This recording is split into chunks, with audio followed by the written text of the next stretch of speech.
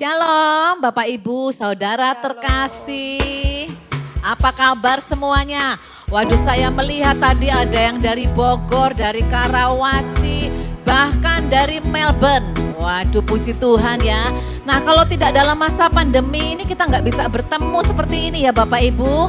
Kalau offline tidak mungkin yang Melbourne bisa datang ke sini setiap Sabtu. Bukan satu kebetulan, Tuhan Yesus sudah mempersatukan kita semua di sini. Amin. Kita mau lihat janji Yesus, langit dan bumi akan lenyap. Tetapi satu yang pasti, Tuhan Yesus yang sudah memperkatakan janjinya kepada Anda dan saya. Dan pasti digenapi. Bapak Ibu percaya pasti digenapi. Yang percaya yuk kita nyanyi sama-sama. Mari Bapak Ibu. Biar bumi akan berlalu, biar bulan tak bercahaya lagi, biar langit akan bergoncang, matahari tak bersinar lagi. Tetapi apa? Tetapi Tuhan Yesusku tak pernah ingkar janji. Semua yang difirmankannya pasti akan digenapi. Sekali lagi, biar bumi akan berlalu, biar bulan tak bercahaya lagi, biar bumi akan bergoncang, matahari tak bersinar lagi. Dengan yakin kita katakan, Tuhan Yesusku, Dia tak pernah ingkar janji. Semua yang difirmankannya pasti akan digenapi. Shalalalalala. Boleh lambaikan tangan Bapak Ibu. Saya cinta Yesus. Yesus cinta saya. Shalalalalala. Saya cinta Yesus. Shalalalalala. Yesus cinta siapa? Yesus cinta saya. Biar bumi akan berlalu, biar bulan tak bercahaya lagi, biar langit akan bergoncang, matahari tak bersinar lagi. Tetapi Tuhan Yesusku, katakan, tak pernah ingkar janji. Semua yang difirmankannya pasti akan digenapi. Shalalalalala. Saya cinta Yesus. Shalalalalala. Yesus cinta saya. Sekali lagi. Shalalalalala. Tangannya love. Saya cinta Yesus. Shalalalalala. Yesus cinta saya. Shalalalalala. Saya cinta Yesus. Shalalalalala. Yesus cinta saya. Mari Bapak Ibu yang rindu untuk memuji Tuhan, serukan pujian hanya bagi nama Tuhan. Haleluya, muliakanlah Dia. Oh haleluya, haleluya, puji kebesarannya, mulai dari sekarang selamanya. Haleluya, pujilah Tuhan. Mari sama-sama kita katakan Bapak Ibu. Haleluya. Segala pujian hanya bagi nama Tuhan kita. Haleluya, puji kebesarannya, mulai dari sekarang selamanya. Angkat tangan tinggi-tinggi. Shalalalalala. Saya cinta Yesus. Shalalalalala.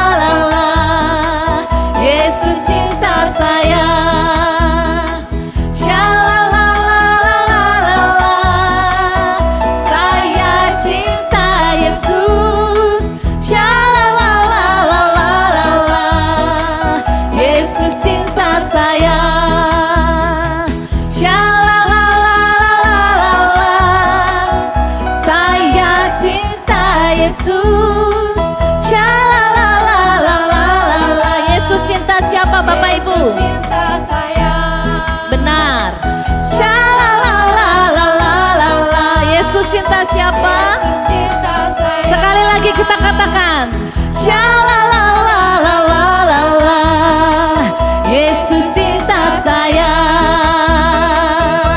Yesus cinta kita semuanya. Kita anak-anak yang dikasihi Tuhan. Amin. Amin. Kita mau datang pagi ini Bapak Ibu dengan hati yang penuh syukur. Kita mau merasakan setiap kebaikan-kebaikan yang Tuhan sudah berikan dalam hidup kita. Dalam nama Bapa dan Putra dan Roh Kudus. Amin. Terima kasih Yesus. Terima kasih kalau Engkau sudah mengundang kami pada pagi hari ini untuk kami sama-sama boleh bersekutu, boleh datang ke hadapan-Mu Tuhan. Jika kami mengingat-ingat segala kebaikan-Mu Tuhan, jika kami mengenangkan masa-masa lalu kami Tuhan, masa ketika kami susah, ketika kami senang, ketika kami dalam kegelapan, dalam kesesakan, maupun ketika hidup kami baik-baik saja Tuhan. Kami selalu melihat Engkau ada untuk kami. Kami selalu melihat Engkau menyertai setiap langkah kami Tuhan. Jika kami anak-anak-Mu ini boleh memanggil Engkau Bapa Tuhan. Karena Engkau begitu mengasihi kami Tuhan. Engkau begitu mengasihi kami. Kasih-Mu tidak sama dengan dunia ini Tuhan. Engkau setia. Kami merasakan betul Tuhan Engkau hadir di hati kami, di dalam hidup kami Tuhan. Maka biarkanlah pagi hari ini Tuhan, kami mau datang sujud menyembah-Mu Tuhan. Kami mau belajar lebih lagi mendengarkan firman-Mu Tuhan. Kami boleh datang lagi lebih dekat kepadamu Tuhan. Sebab Engkau adalah Bapa kami yang baik Tuhan. Engkau Bapa yang mengasihiku. Tak kau pandang bentuk dan rupaku. Engkau mengasihiku dengan sepenuh hati, tak pernah sama seperti dunia ini. Engkau Bapa yang mengajariku, benar Tuhan, melewati badai langit biru. Engkau yang membuat kami terbang bagai Raja Wali, bagaikan Raja Wali, mengatasi segala pencobaan. Kau Bapa-Ku yang baik, mengerti bahasa tetesan air mata.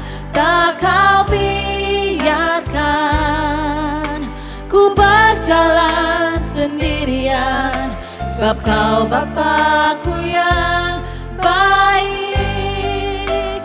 Kau sungguh baik. Mari Bapak Ibu naikkan pujian ini dengan sepenuh hati, kita katakan, Engkau Bapa yang mengasihiku.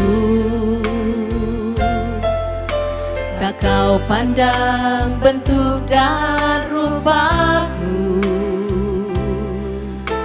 Engkau mengasihiku dengan sepenuh hati, tak pernah sama seperti dunia ini. Oh, Engkau Bapa yang mengajariku. Kau mengajari kami untuk melewati badai hidup Tuhan. Badai langit biru. Kau yang buatku terbang bagaikan Raja Wali, mengatasi segala pencobaan. Kau Bapa-Ku yang baik, mengerti bahasa tetesan air mata. Tak kau biarkan ku berjalan sendirian, sebab kau Bapa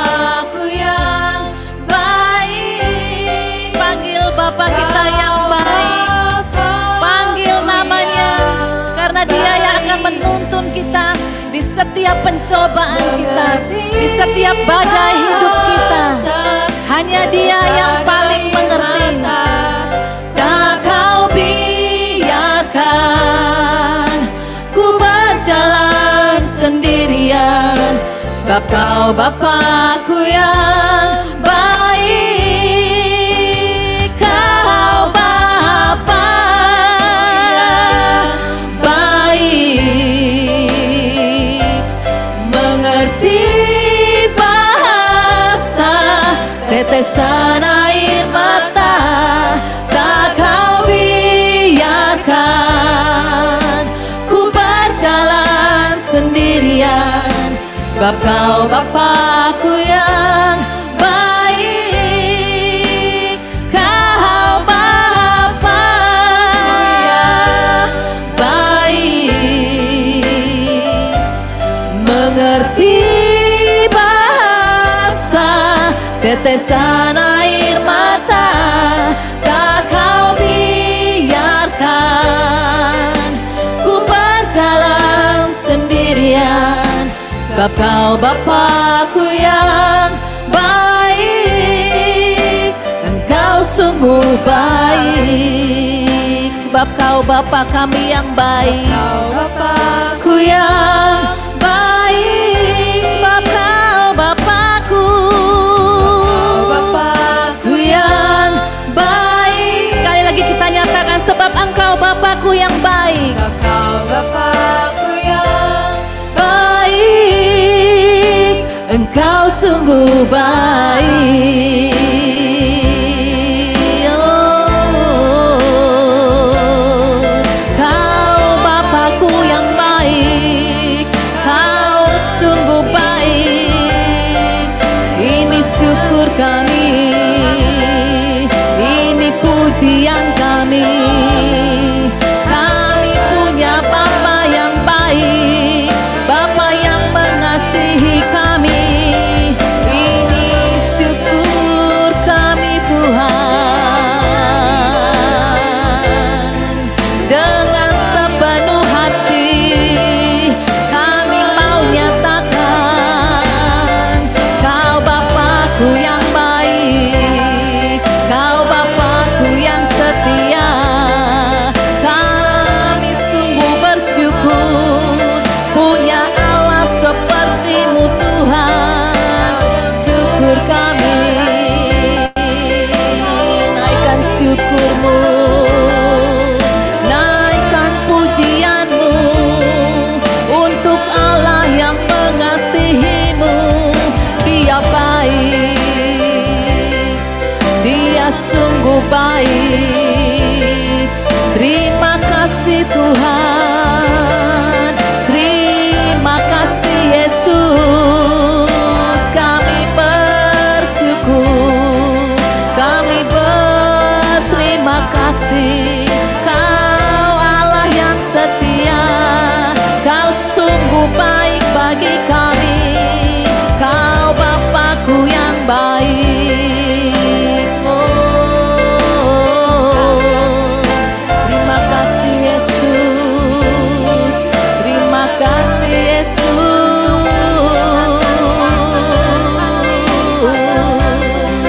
Kau tangan selalu terbuka.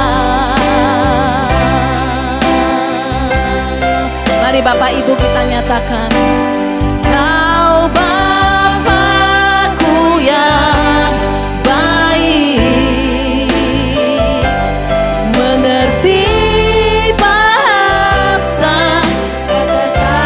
Benar Tuhan, hanya Engkau yang mengerti setiap tetesan air mata kami Tuhan. Ku berjalan sendirian, sebab Kau Bapa-Ku yang baik. Kau Bapa-Ku yang baik, mengerti bahasa tetesan air mata. Tak Kau biarkan ku berjalan sendirian, sebab Kau Bapa-Ku yang baik. Engkau sungguh Engkau Bapakku. Bapakku yang Baik, sebab Kau Bapakku. Bapakku yang Baik, Engkau sungguh baik. Engkau sungguh baik dalam hidup setiap kami Tuhan. Kami sadar Tuhan, kami percaya Tuhan. Oleh karena kemurahan-Mu saja Tuhan, oleh karena kebaikan-Mu saja kami ada sampai hari ini. Oleh karena kemurahan-Mu Tuhan, kami dapat melewati hari demi hari dalam hidup kami. Segala tantangan, segala cobaan Tuhan. Karena belas kasih dan kemurahan-Mu Tuhan, kami ada sampai hari ini. Ini pujian dan sembah kami Tuhan.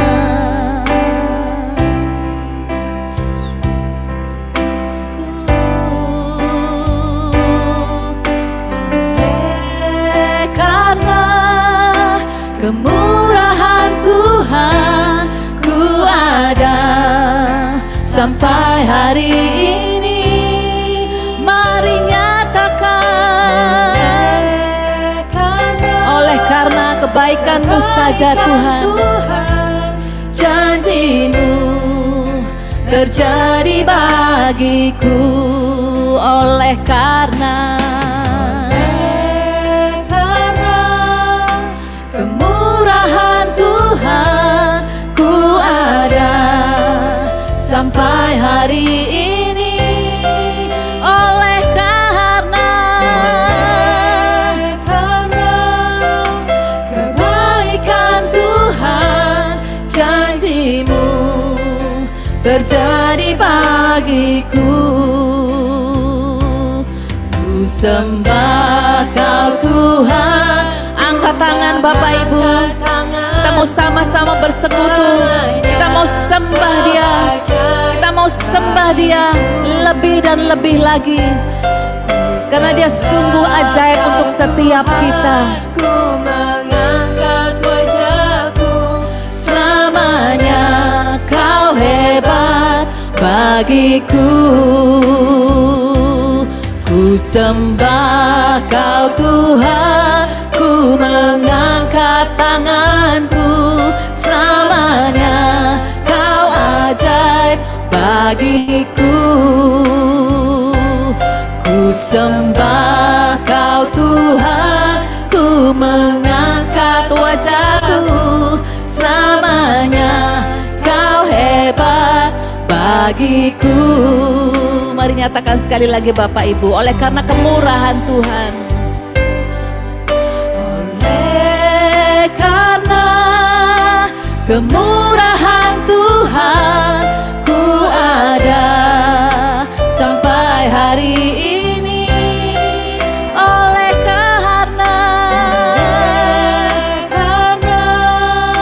kebaikan Tuhan, janji-Mu terjadi bagiku. Ku sembah Kau Tuhan. Biarlah Tuhan melihat tangan kita yang terangkat menyembah Dia. Kau ajaib bagiku. Ku sembah Kau Tuhan, ku mengangkat wajahku. Selamanya Kau hebat bagiku.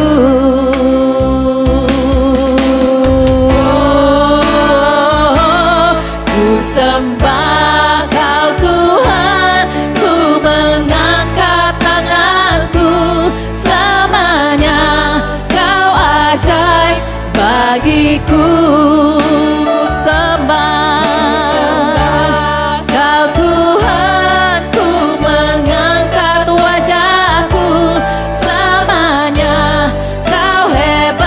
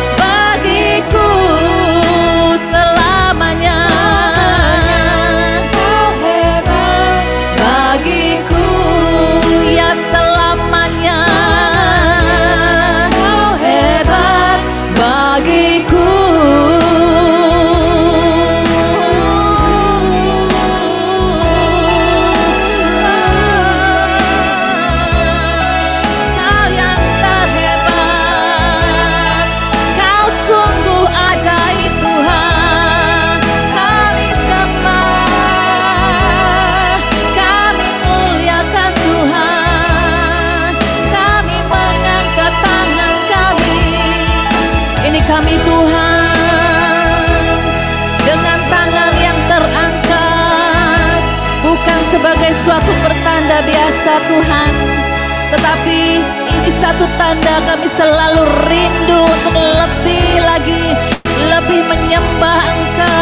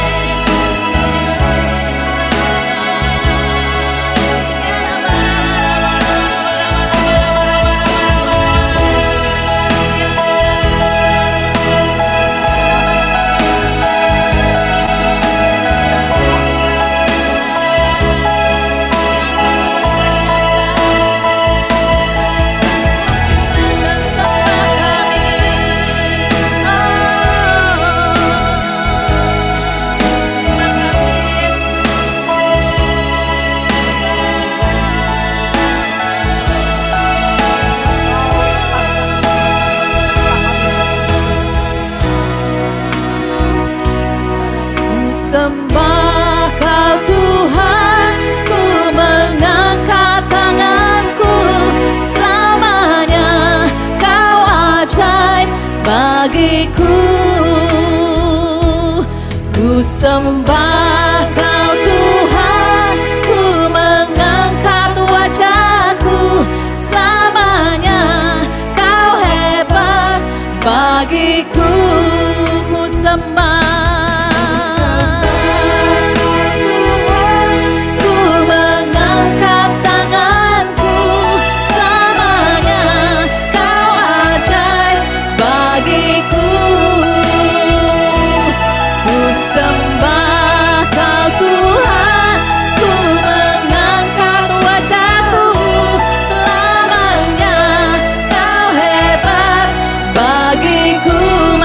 sama sekali lagi Bapak Ibu. Sembah Kau Tuhan, ku mengangkat kami mau terus mengangkat tangan, mengangkat hati kami Tuhan, sebab Kau sungguh ajaib bagi kami. Ku sembah Kau Tuhan, ku mengangkat wajahku, selamanya Kau hebat bagiku.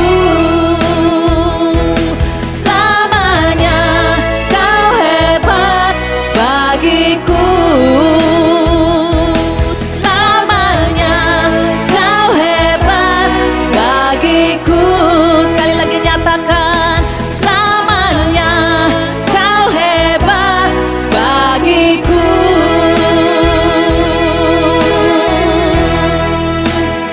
Selamanya Engkau hebat bagi setiap kami Tuhan. Engkau sungguh ajaib, Engkau sungguh dahsyat. Saat ini Tuhan Yesus, biarkanlah kami fokus hanya kepadamu saja Tuhan. Kami mau belajar lebih lagi mendengarkan firman-Mu Tuhan, yang pada pagi hari ini akan disampaikan oleh Romo Bayu Aji.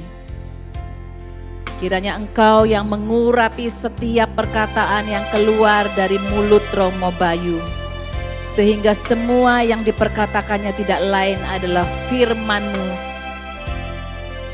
Firman-Mu yang Engkau sampaikan bagi kami. Terima kasih Tuhan untuk kesempatan ini. Terima kasih Yesus. Terima kasih Allah Roh Kudus.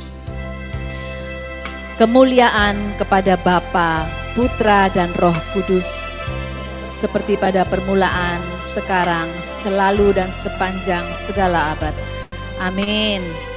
Dalam nama Bapa dan Putra dan Roh Kudus. Amin. Silahkan Romo Bayu. Terima kasih. Apakah mendengar suara saya? Mendengar Romo jelas sekali. Silahkan Terima kasih. Romo. Silahkan. Apakah terlihat? Oh ya, sudah kelihatan sekarang. Ya. Saya akan share screen dulu supaya kita sama-sama bisa melihat materinya. Terima kasih Bu Lucy yang sudah membawa pujian. Terima kasih Romo. Dan tim luar biasa.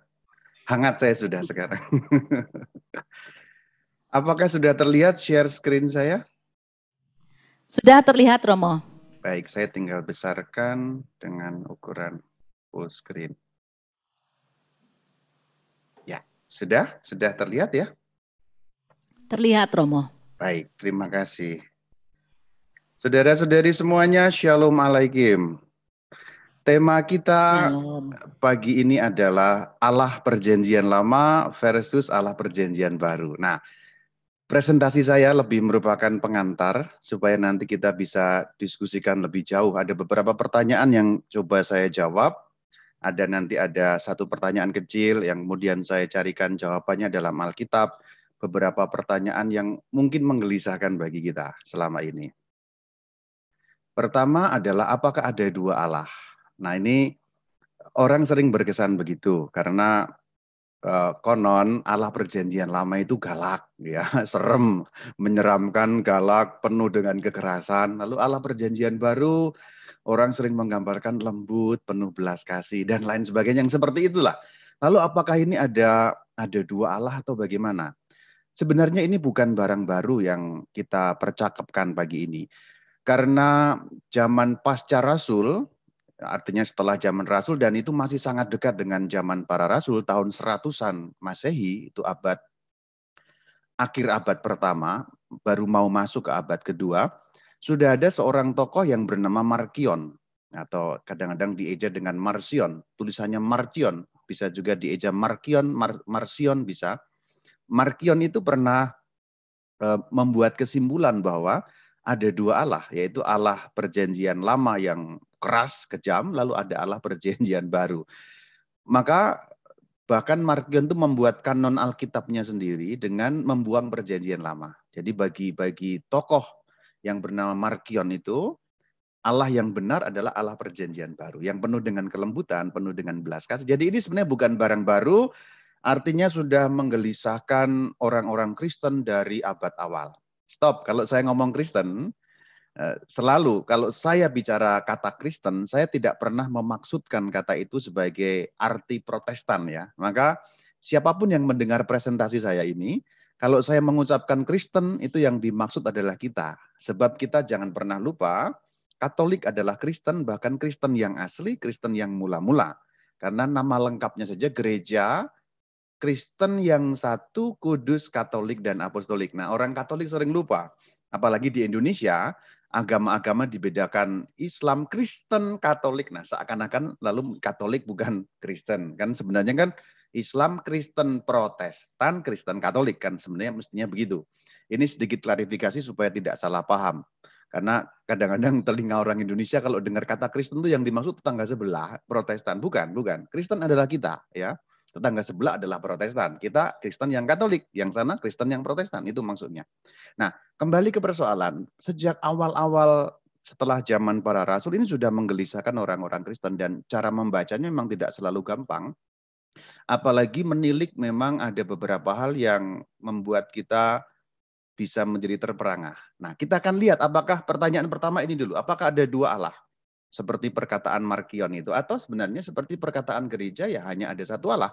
Seperti yang diyakini di dalam kredo kita. Kredo kita baik kredo panjang maupun kredo pendek, kredo singkat. Kredo itu syahadat para rasul, aku percaya akan Allah ya. Kredo Nikea Konstantinopel diperjelas, kredo in unum deum ya, satu. Jika dikatakan aku percaya akan satu Allah berarti tidak ada Allah yang lain, hanya ada satu yang diperkenalkan oleh Alkitab. Nah, pertanyaan pertama akan saya jawab menggunakan pernyataan-pernyataan di dalam Alkitab itu sendiri. Kejadian 1 ayat 1 sampai 2. Pada mulanya Allah menciptakan langit dan bumi. Bumi belum berbentuk dan kosong. Gelap gulita menutupi samudra raya dan roh Allah melayang-layang di atas permukaan air. Nah, ada kata Allah tanpa atribut apapun. Kejadian 1 ayat 1. Saya sengaja mengutip kitab paling awal karena memang sudah menyebut kata Allah di sana. Pada mulanya Allah menciptakan dan seterusnya. Sekarang ada atributnya. Kalau tadi hanya disebut Allah tanpa atribut apapun, sekarang ada keterangannya di dalam Keluaran 3 ayat 15. Selanjutnya berfirmanlah Allah kepada Musa, beginilah kau katakan kepada orang Israel, Tuhan, kata Tuhan yang dicetak dengan huruf tebal di situ, ini keterangan tambahan, saya selipkan. Itu teks aslinya tertulis YHWH, bukan Yahweh loh ya, YHWH.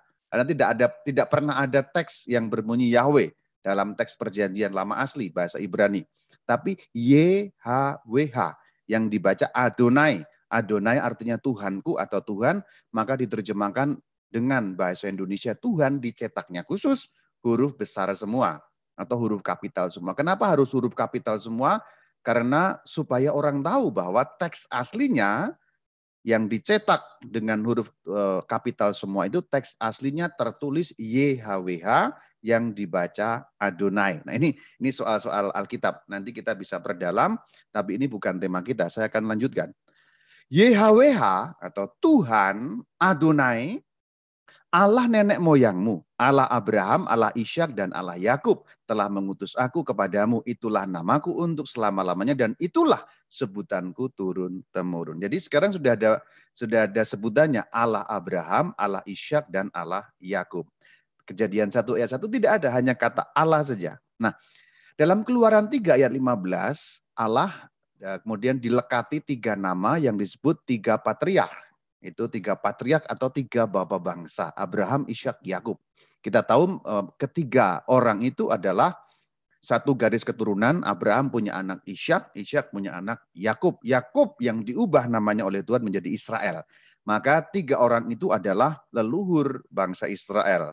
Leluhur langsung adalah Yakub alias Israel, kemudian Ishak, kemudian Abraham, itu mbahnya, engkongnya dari Israel alias Yakub.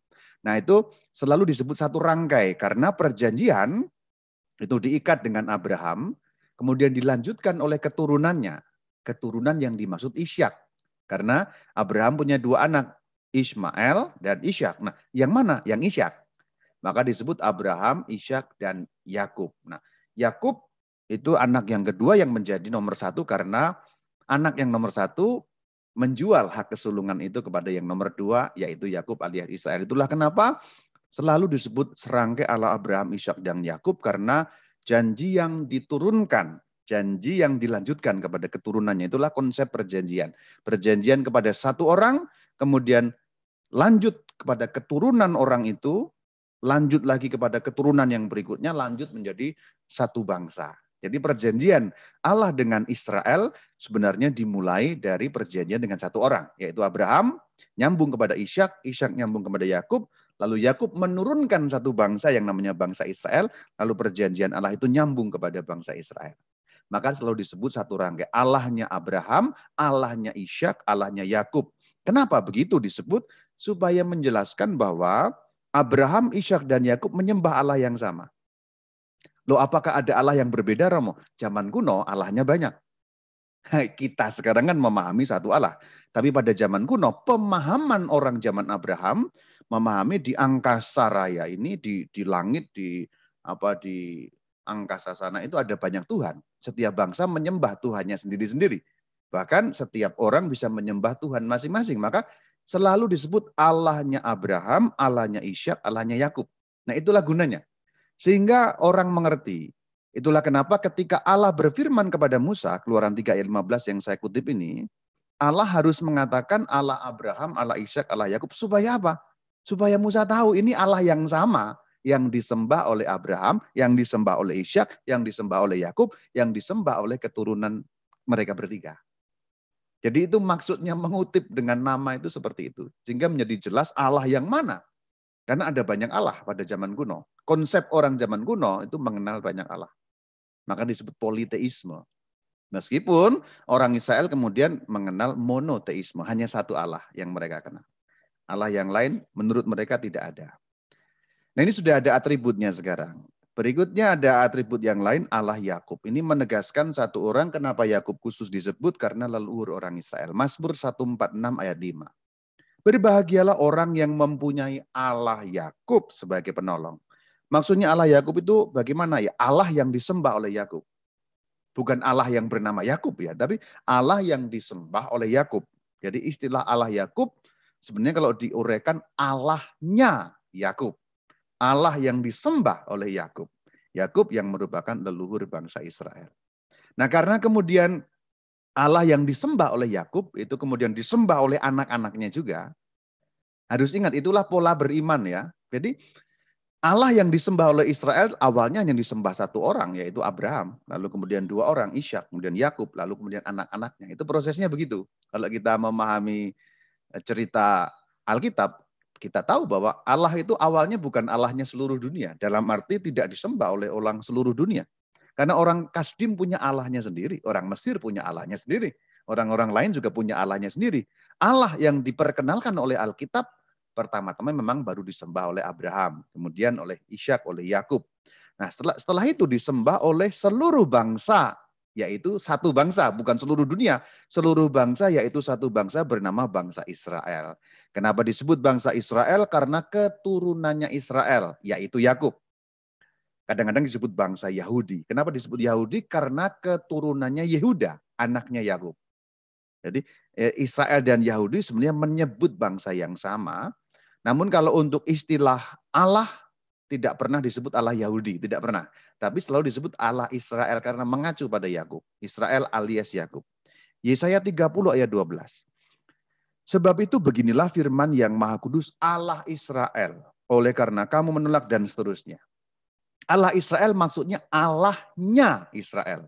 Allah yang disembah oleh Israel. Nah, itu beberapa atribut-atribut Allah. Tadi awalnya hanya Allah, kemudian Allahnya tiga bapa bangsa, Allahnya Abraham, Allahnya Ishak, dan Allahnya Yakub. Lalu Yakub seorang, Allahnya Yakub, Allahnya Israel sebagai bangsa. Nah, kemudian perjanjian lama juga mengenal bahwa Allah disebut Bapa.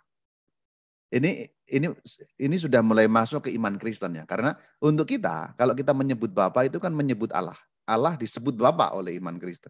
Sebenarnya oleh iman Israel pun sudah disebut Bapa. Jadi ini bukan barang baru.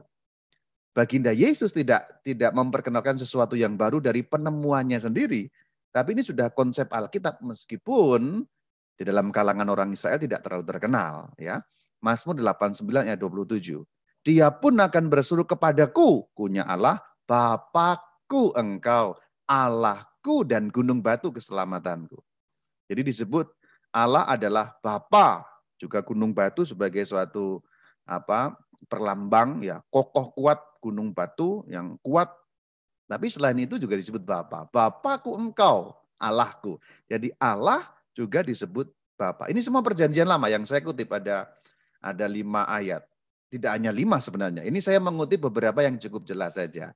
Saya kutip sedikit ini dari perjanjian lama, Kejadian 1 ayat 1, kata Allah, Keluaran 3 ayat 15, Allah Abraham, Allah Ishak, dan Allah Yakub. Kemudian Mazmur 146 ayat 5, Allahnya Yakub. Kemudian Yesaya 30 ayat 12, Allahnya Israel. Dan Mazmur 89 ayat 27, Allah yang adalah Bapa. Allah yang disebut Bapa. Ini semua perjanjian lama. Bagaimana dengan perjanjian baru? Adakah yang setara dengan itu? Kalau ada berarti Allah yang sama.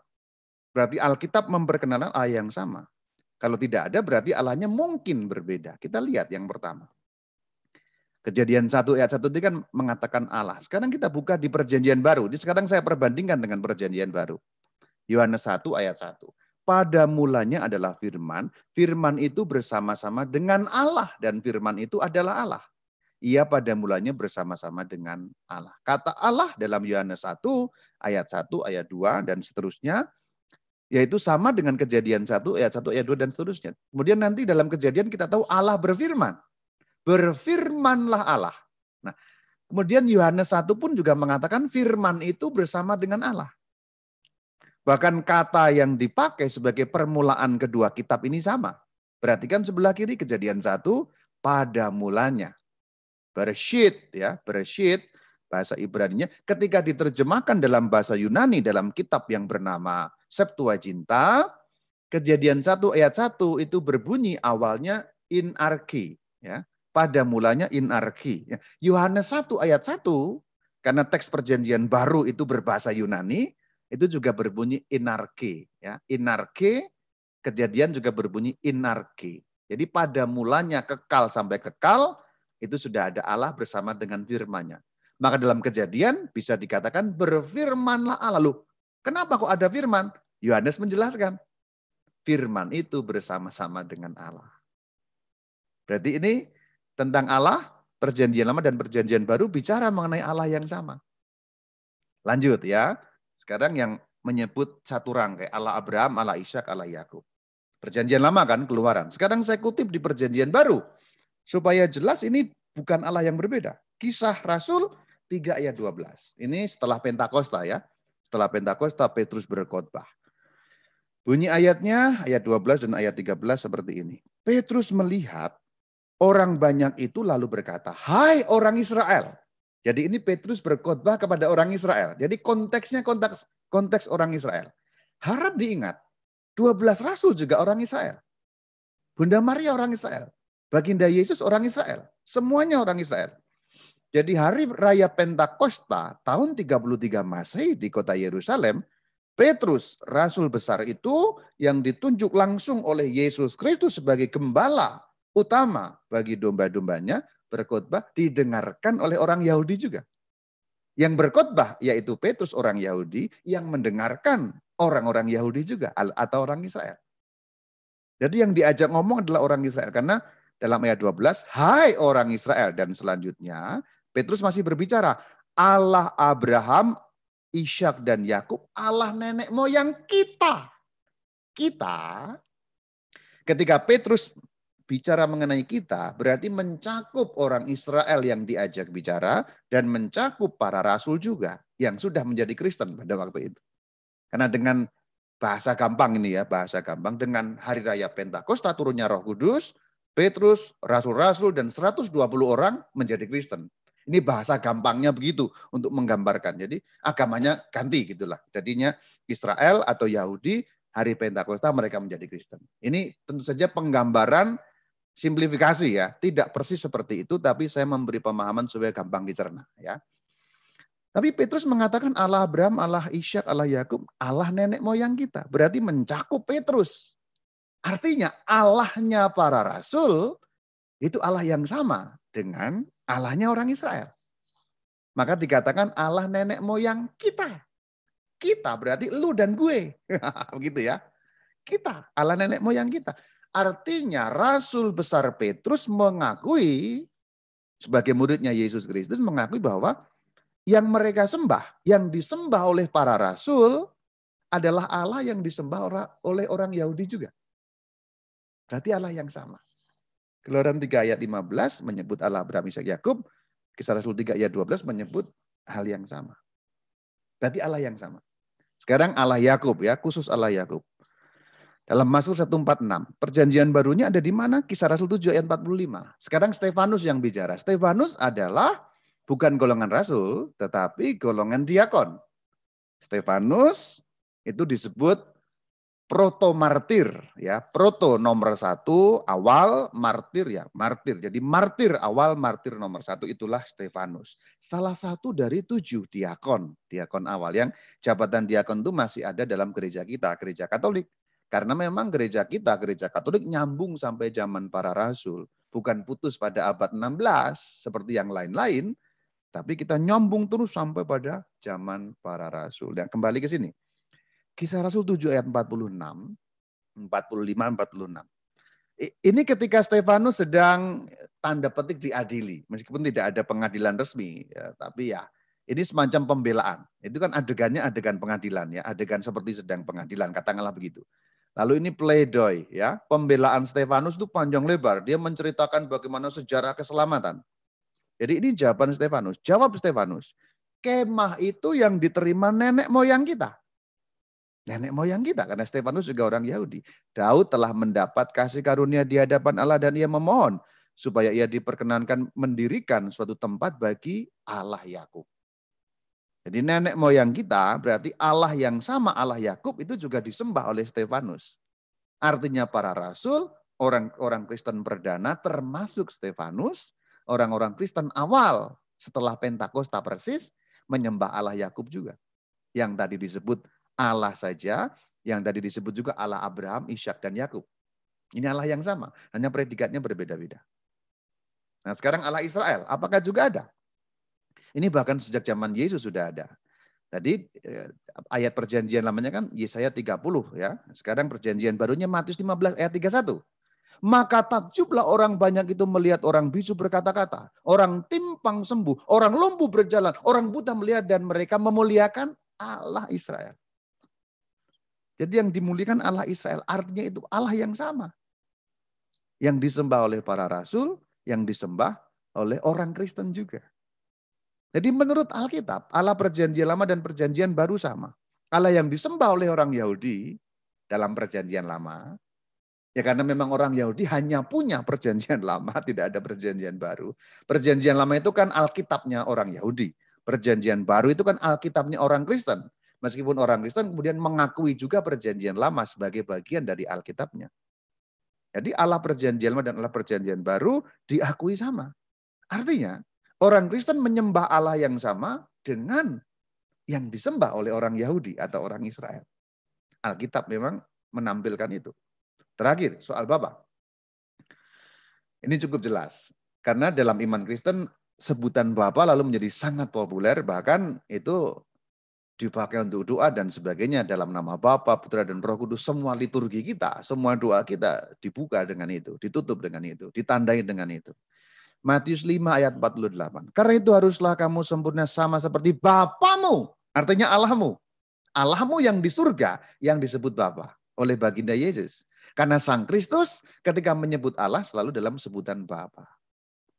Sekali lagi ini bukan khas perjanjian baru, hanya memang Sang Kristus junjungan kita mempopulerkan. Dalam arti lebih menekankan dan menggarisbawahi itu. Perjanjian lama tidak terlalu banyak, tapi ada sebutan Bapa. Contohnya Mazmur 89 tadi. Sedangkan Tuhan Yesus ketika mengacu pada Allah, ya hampir selalu menyebut dengan Bapa. Itulah kenapa doa yang diajarkan, doa kita, ya Bapa kami, ya Bapa kami yang ada di surga itu kan Allah sebenarnya. Yang disebut ketika kita berdoa Bapa kami kan Allah, Allah yang di surga. Karena Allah disebut Bapa, demikian ajaran baginda Yesus, maka kita pun menyebut ya Bapa, ya Allah sebenarnya. Jadi clear ya, pertanyaan pertama terjawab. Apakah ada dua Allah? Tidak. Karena perjanjian lama dan perjanjian baru jelas saling mengacu dan ada referensi satu sama lain, ada konektivitasnya ketika kita membandingkan teks-teks Alkitabiah tadi. Sekali lagi ini hanya cuplikan-cuplikan teks, tidak menggambarkan seluruh teks ya. Artinya ini bukan satu-satunya teks gitu. Saya hanya mengutip beberapa yang cukup dapat menggambarkan bahwa keduanya sama. Jawabannya beres ya. Yang kedua, pertanyaan pertama kan tadi itu apakah ada dua? Jawabannya tidak, hanya ada satu Allah.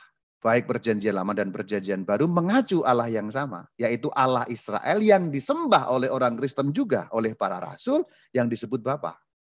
Kan begitu, ajaran Kristen kan? Pertanyaan kedua, jika hanya satu Allah, mengapa sifatnya berbeda?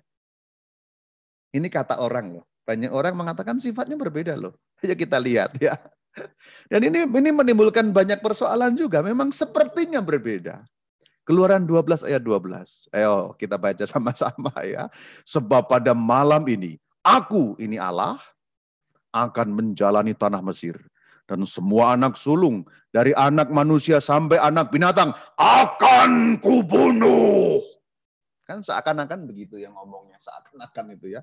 Perhatikan bahwa ini adalah firman Allah. Akunya Allah ya. Firman Allah. Bahkan di bagian terakhir masih dikatakan, dan kepada semua Allah di Mesir akan kujatuhkan hukuman. Akulah YHWH. Akulah Adonai. Akulah Tuhan. dalam terjemahan kita. Sedikit menyimpang untuk tambahan info, kata Allah. Dan kepada semua Allah di Mesir. Loh kok ada Allah? Ada Allah lain. Ya itu seperti saya katakan bahwa dalam konsep perjanjian lama, dalam konsep orang perjanjian lama memang ada banyak Allah. Makanya ada Allah Mesir, ada Allah Babel, ada Allahnya orang-orang yang lain-lain itu. Maka jangan heran ketika mengatakan kepada semua Allah di Mesir.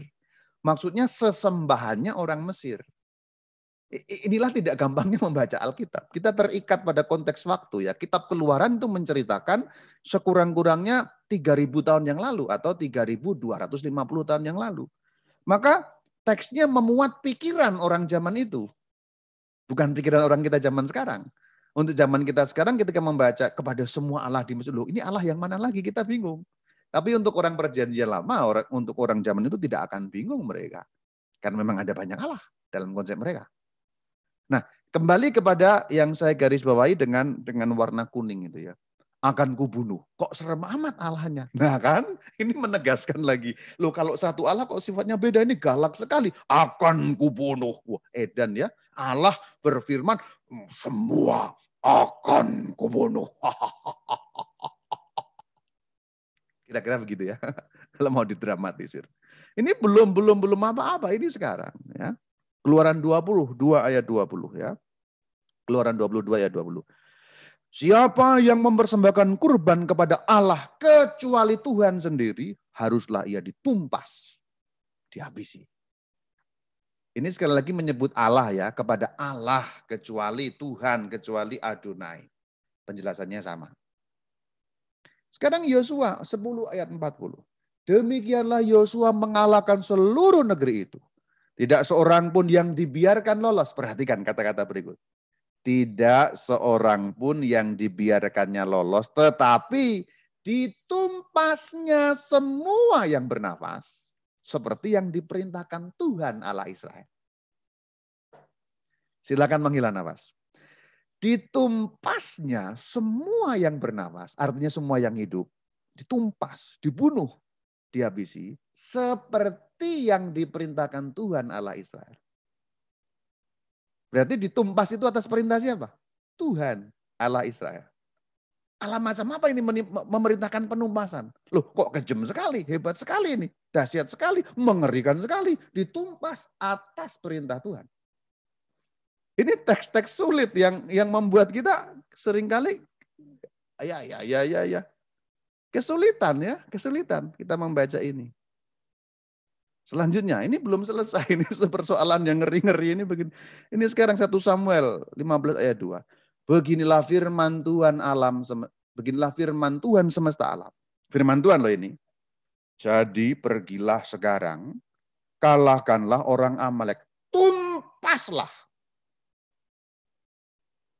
Tumpaslah semua, segala yang ada padanya. Dan janganlah ada belas kasihan. Jangan ada belas kasihan. Bunuhlah semuanya, laki-laki maupun perempuan. Tumpas, bunuh, ngeri-ngeri semua. Dan jangan lupa, 1 Samuel 15 ayat 2, beginilah firman Tuhan. Itu Tuhan yang berfirman. Itu perjanjian lama ya. Sekarang masuk perjanjian baru. Lihat nuansanya.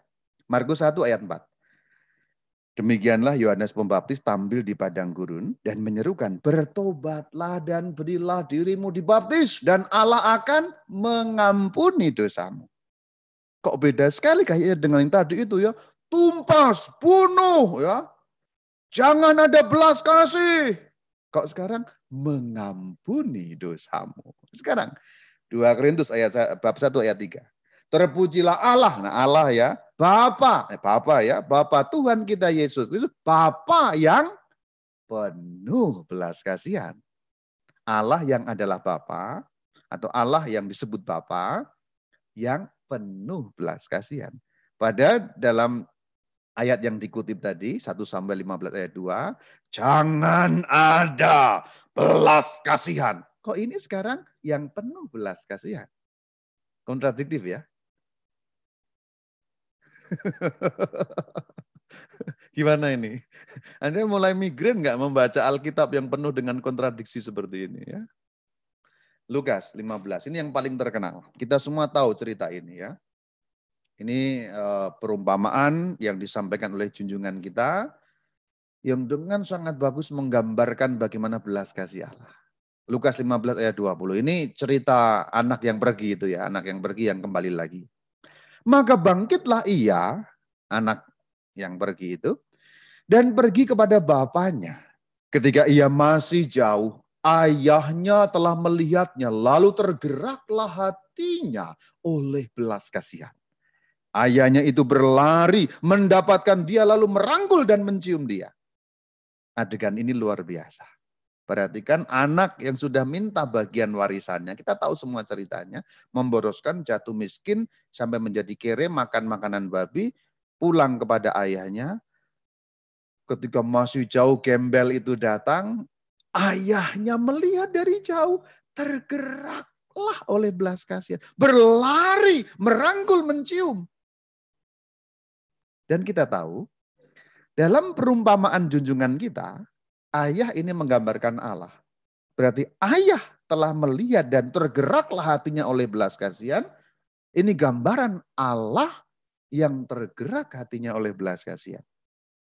Dosanya apapun ya, anak yang hilang itu menggambarkan umatnya, kita, Anda dan saya ini. Semua orang berdosa. Ayah menggambarkan Allah, Bapa yang penuh belas kasihan. Kita tahu ceritanya. Setelah itu apa? Diberi cincin, diberi sepatu, diberi pakaian bagus, suruh mandi, dipestakan. Kesimpulannya apa? Berdosalah. Enggak, jangan. Kesimpulannya apa? Malah berdosalah. Kesimpulannya apa? Allah melebihi segala dosa. Allah, belas kasih Allah melampaui segala kejahatan kita. Ini Allah yang digambarkan. Loh, kok jadi beda ya Romo ya? Kalau ada satu Allah, kenapa beda begitu ya Romo ya? Perjanjian lama kok galak sekali ya. Edan ya tumpas, bunuh, dan sebagainya tadi itu. Perjanjian baru kok mengatakan diampuni dosanya, belas kasih. Kok seperti itu nih? Bagaimana Romo menjelaskan seperti ini? Ya nggak tahu saya juga. Pertanyaannya, benarkah Allah perjanjian lama itu galak? Tadi kan yang saya tampilkan kan memang teks-teks yang galak, tumpas bunuh itu kan yang serem-serem, yang ngeri-ngeri, yang galak-galak. Tapi apakah benar seperti itu? Perjanjian lama seperti itu Allah yang digambarkan. Apakah Allah perjanjian lama tidak penuh belas kasih? Yuk kita lihat. Kita bongkar mitos-mitos itu. Keluaran 34 ayat 5, 6, 7. Dalam seluruh Alkitab, tidak ada tempat lain kecuali Keluaran 34 ini yang menyatakan karakter atau sifat Allah oleh Allah sendiri. Maksudnya adalah di dalam Keluaran 34 ayat 5, 6, 7 ini Allah memberitahukan atau mewahyukan karakter sendiri atau sifatnya sendiri. Jadi bukan oleh orang lain, bukan oleh manusia, bukan oleh nabi, tetapi oleh Allah sendiri. Saya bacakan. Keluaran 34 ayat 5 dan seterusnya. Turunlah Adonai, Tuhan, YHWH ya. Selalu ya. Begitu Tuhan cetak kapital itu Adonai, YHWH. Turunlah YHWH. Ingat, jangan Yahweh. Salah kalau Yahweh. Apalagi Yehova, lebih salah lagi ya. YHWH tidak bisa dibaca. Tuhan atau Adonai. Turunlah Adonai, Tuhan, dalam awan. Lalu berdiri di sana dekat Musa serta menyerukan nama Tuhan. Ayat 6, perhatikan. Berjalanlah Tuhan lewat dari depannya dan berseru. Yang berseru siapa? Musa atau Tuhan? Ayat 6. Berjalanlah Tuhan lewat dari depannya. Di depan Musa berarti. Dan berseru. Artinya yang berseru Tuhan. Berarti dalam Keluaran 34 ayat 6. Tuhan sendiri yang menyatakan karakter Tuhan sendiri. Tuhan sendiri yang menyatakan sifatnya sendiri. Tuhan berseru, Tuhan, Tuhan. Tulisannya YHWH, YHWH. Dibacanya Adonai, Adonai. Terjemahannya Tuhan, Tuhan. Nah, itu rumitnya Alkitab ya. Tuhan, Tuhan, Allah penyayang dan pengasih. Panjang sabar, berlimpah kasihnya dan setianya. Selanjutnya ayat 7. yang meneguhkan kasih setianya kepada beribu-ribu orang, yang mengampuni kesalahan, pelanggaran dan dosa, tetapi tidaklah sekali-kali membebaskan orang yang bersalah dari hukuman, yang membalaskan kesalahan bapa kepada anak-anaknya dan cucunya, kepada keturunan yang ketiga dan keempat. Oke, tadi masih panjang, Keluaran 34 ayat 5, 6, dan 7. Sekarang saya peras inti-intinya ya, pada Keluaran 34 ayat 6. Nah, ini karakter Allah. Siapa yang mewahyukan? Allah sendiri. Bukan nabi, bukan pemimpin bangsa, bukan raja, bukan siapapun, tapi Allah sendiri. Tuhan sendiri yang menyatakan karakternya. Keluaran 34 ayat 6. Pertama, penyayang dan pengasih. Pengasih dan penyayang. Ini mirip toko sebelah kan? Toko sebelah kan selalu mengatakan begitu ya. Rahman, Rahim ya.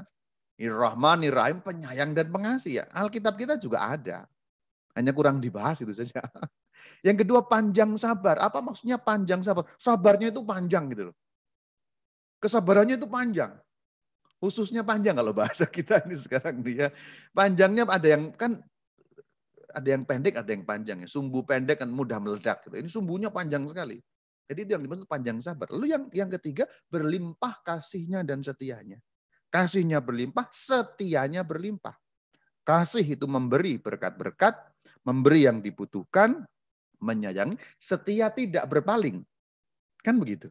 Setia itu tidak berpaling. Apapun yang terjadi, kamu seperti apapun, saya tetap ada pada kamu. Saya tetap menyertai kamu. Saya tetap mencintaimu. Jadi kasih dan setia kadang-kadang digabung kasih setia.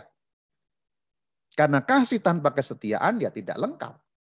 Kita bisa mengasihi pasangan, contoh dalam kehidupan sehari-hari. Tapi tanpa kesetiaan ya tidak lengkap. Maka kasih dan kesetiaan disatukan. Berlimpah kasihnya, berlimpah setianya. Seringkali bahkan Alkitab mengatakan berlimpah kasih setianya. Kasih yang dilengkapkan dengan kesetiaan. Karena hanya dengan kesetiaan kasih itu ada. Ketika Anda tidak setia maka kasihnya berhenti sebenarnya.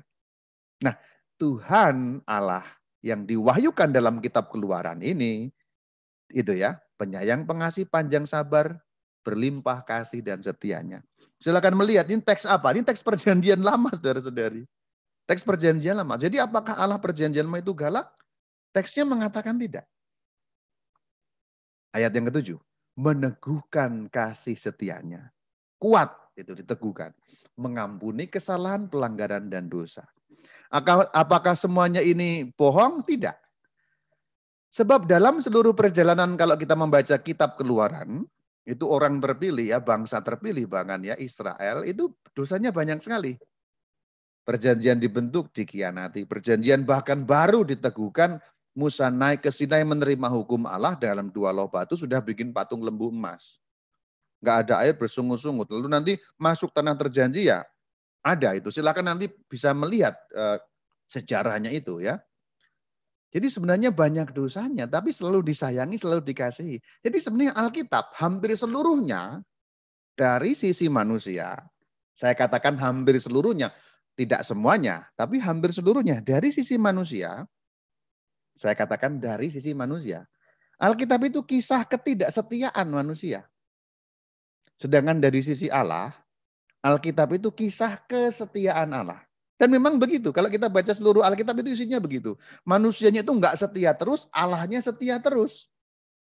Mulai dari yang kuno sekali, Abraham, Ishak, Yakub, bangsa Israel, sampai pada perjanjian baru. Apakah rasul-rasul pun sama-sama? Anda lihat Petrus rasul besar itu menyangkal berapa kali ya. Bahkan yang tidak ditulis dalam Alkitab pun yang ditulis dengan judul Domine Quo Vadis ya. Ketika Rasul Petrus sudah sampai ke Roma, itu sempat tanda petik akan berkhianat juga. Mau keluar dari Roma ketika kota Roma terbakar. Nah, sekarang kita kembali pada Alkitab. Dari sisi Allah, Alkitab itu kisah kesetiaan Allah. Dari sisi manusia, Alkitab itu kisah ketidaksetiaan manusia. Ini karakter Allah. Ini perjanjian lama loh ya. Mengampuni kesalahan. Apakah betul? Ya.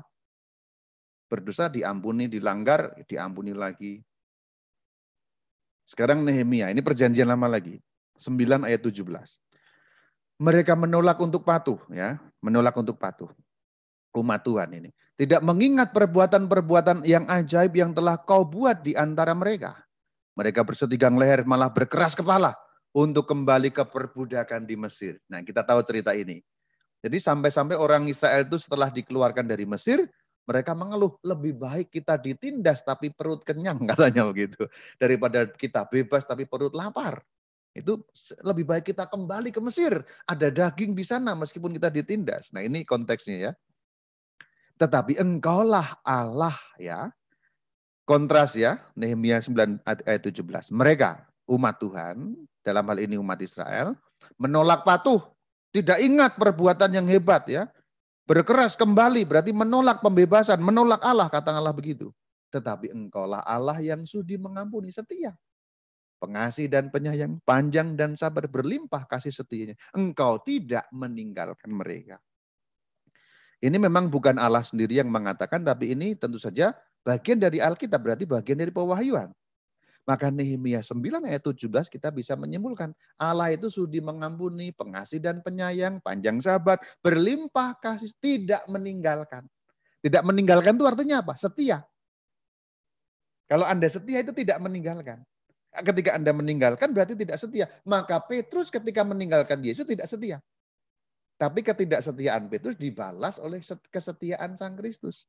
Atau sudah lebih dulu kesetiaan Sang Kristus melampaui ketidaksetiaan Petrus dan para murid yang lain. Allah tidak meninggalkan. Ini perjanjian lama sekali lagi. Dan ada satu teks yang bagus sekali yang saya kutip untuk Anda, bagian ketiga. Dapatkah seorang perempuan melupakan bayinya? Yesaya 49 ayat 15. Perhatikan ya. Dapatkah seorang perempuan melupakan bayinya sehingga ia tidak menyayangi anak dari kandungannya? Apakah bisa? Kenyataannya bisa. Meskipun sangat jarang ya. Jarang bukan sangat jarang tapi ada orang yang melupakan bayinya, bahkan kadang-kadang membuang. Tapi apakah betul-betul membuang itu karena jahat atau karena tidak mau? Ya, alasannya bisa macam-macam. Tapi ini kalimatnya bagus sekali. Dapatkah seorang perempuan melupakan bayinya sehingga ia tidak menyayangi anak dari kandungannya? Kalimat kedua, sekalipun dia melupakannya. Kalimat pertama itu jawabannya kan tidak. Dapatkah seorang perempuan melupakan bayinya? Tidak mungkin. Rasa keibuan lebih besar daripada apapun. Meskipun ada yang koplak juga ya ada, tapi itu sangat kecil. Kebanyakan ibu kan tidak melupakan bayinya. Lalu itu pertanyaan retoris di bagian pertama, disusul yang bagian kedua. Sekalipun ibu itu melupakannya, aku ini Allah tidak akan melupakan engkau. Ini perjanjian lama loh ya, Yesaya loh. Lihat, ini bagus sekali. Aku telah melukiskan engkau di telapak tanganku. Ya. Dilukis di telapak tangan, ditato di tangan. Tembok-tembokmu tetap di ruang mataku. Di ruang mataku, dalam pengawasanku, dalam penjagaanku. Terus berada di dalam perlindunganku. Itu di dalam ruang mataku itu maksudnya begitu. Ketika ruang mata itu kan berarti arah pandangan. Terus berada di pengawasan dalam arti penjagaan dan perlindungan.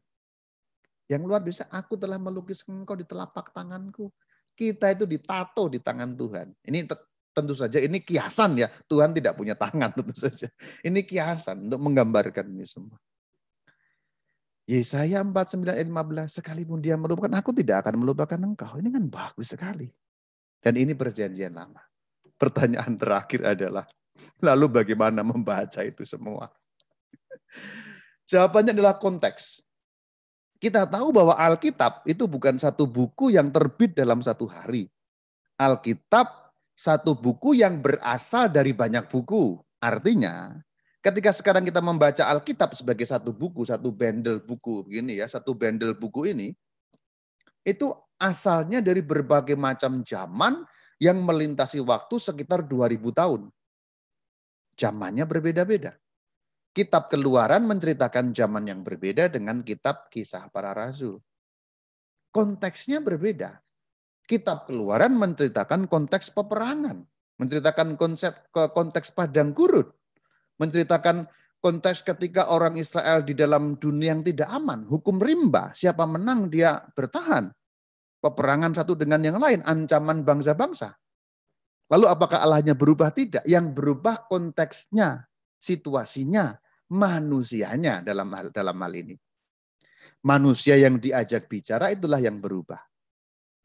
Karena orang Israel ketika di padang gurun ketemu dengan Amalek, kan berarti artinya apa? Artinya ya hanya peperangan. Siapa menang dia bertahan. Lagi pula konsep pada zaman kuno, setiap bangsa punya Allahnya sendiri. Jadi kemenangan atas bangsa lain itu menunjukkan bahwa Allah Israel superior, lebih hebat daripada Allah yang lain. Dalam arti itu. Artinya orang Israel dibuat percaya bahwa kami dalam arti Israel bisa mengandalkan diri bersandar pada Allah yang ini karena Allah yang ini menangan. Nah gitu loh. Maka ketika dalam situasi perang ya omongannya tentang perang. Untuk memudahkan saya beri gambaran yang gampang. Indonesia zaman perang dulu.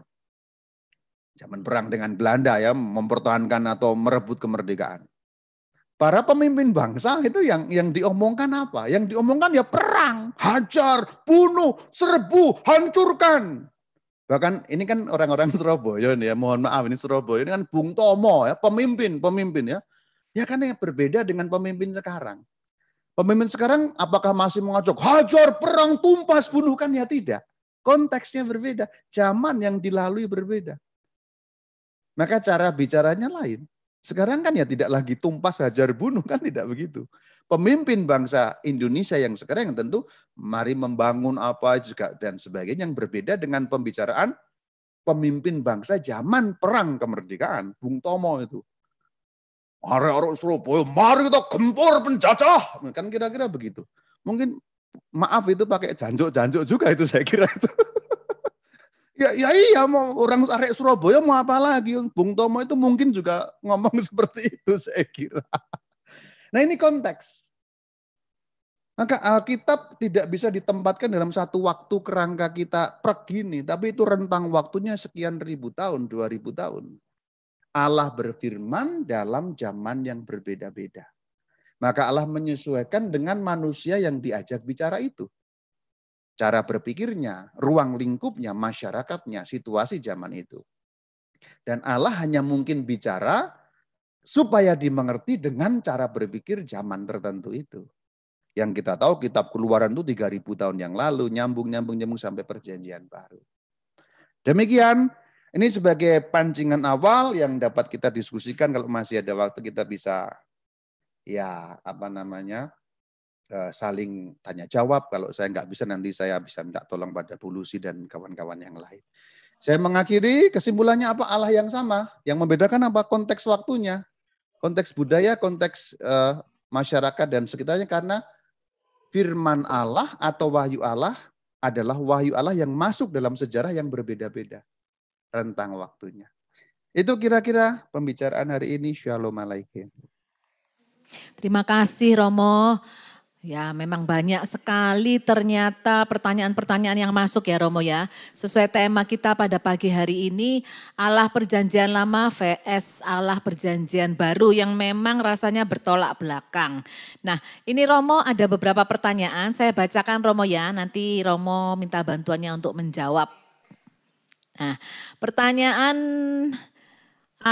Romo, dalam era perjanjian lama, seolah manusia bisa berkomunikasi dengan lebih nyata dengan Allah. Berbicara langsung kepada orang-orang yang dipilihnya. Sedangkan era sekarang, atau mungkin era perjanjian baru ya, seolah Allah tak terjangkau secara nyata. Kecuali mungkin teman-teman kita dari gereja lain yang sering mengatakan, saya mendapat jawaban dari Allah sebagai berikut. Oh saat sekarang ini maksudnya Romo. Silakan Romo. Ya sebenarnya itu kan cara penulisan Alkitab itu gaya bahasa dalam menulis. Apakah kalau kita lihat konteksnya, apakah betul-betul secara harafiah Allah berbicara kata demi kata? Tidak bisa dipastikan. Tapi itu kan Alkitab itu kan kesaksian iman yang dituliskan. Ketika Allah berfirman begini. Apakah kejadiannya betul-betul Abraham kata demi kata mendengar seperti itu? Kan tidak. Kita tahu Alkitab ditulis jauh beratus-ratus tahun setelah kejadiannya. Contoh, kisah tentang Abraham saja yang masih dapat dilacak ya. Kisah tentang Abraham terjadi secara nyata di atas muka bumi ini 2000 tahun sebelum zaman Tuhan Yesus. Artinya itu 4000 tahun yang lalu. Penulisannya adalah zaman pembuangan, yaitu 400 tahun sebelum Tuhan Yesus. Berarti ada jarak waktu berapa? 1600 tahun dari zaman kejadiannya. Kejadian Abraham itu 2000 tahun sebelum Tuhan Yesus. Dituliskannya tahun 400-an sebelum Tuhan Yesus. Jadi sebenarnya Alkitab itu kan kumpulan dari cerita yang kemudian baru dituliskan.